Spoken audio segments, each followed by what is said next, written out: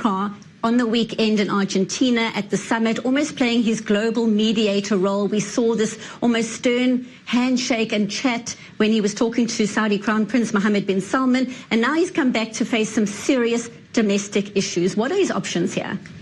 Look, Emmanuel Macron was elected over a year ago very clearly on a platform of reforming the French economy, something that hasn't happened in the past 30 years, which is why the French economy has high unemployment, low growth, because it hasn't undertaken the reforms that happened in England in the 80s and in Germany under Gerhard Schröder in 2003. And Macron clearly was elected on this platform. His opponents today are trying to block him. And what he's saying is, look, I've been elected on this platform. He also got a huge majority in parliament after he was elected as president of France, and he is implementing his policy. Of course, many people oppose it.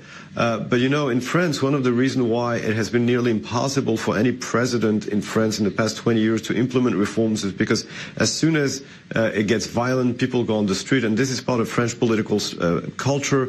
You know, people go for broke, they demonstrate, they use violence, and all his predecessors have backtracked any time they had the demonstrations on the street. And I think this is a test for him. Is he going to go down in history like his predecessors who, you know, backtracked any time they had demonstrations, or is he going to stand firm and say, I was elected for this, this is a democracy, I have a majority, I'll go through those reforms no matter what? This is really the test of his presidency. When you see the images from the weekend, you hear that more than 400 people have been arrested. How does this tarnish his image and his popularity right now? Well, I think first of all, it really hurts the image of the demonstrators themselves. I mean, they've been extremely violent. Those yellow jackets, they've been really destroying property, stores on the streets, burning cars, getting into the Arc de Triomphe and destroying, you know, antiquities there.